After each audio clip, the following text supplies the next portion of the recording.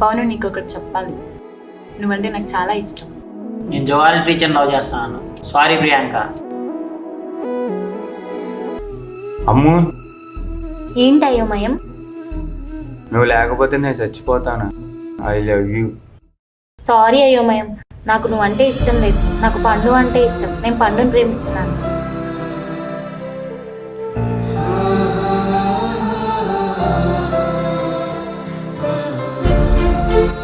Feel అవ్వక అయోమయం. మనకి ఇష్టమైన వాళ్ళు మన లైఫ్లో లేనప్పుడు ఆ బాధ చాలా నరకంగా ఉంటుంది. 100%కి 85% మాత్రమే వన్ సైడ్ లవ్, లాస్ట్కి వన్ సైడ్ లవ్లో మిగిలిపోతుంది. సరే పద వెళ్దాం.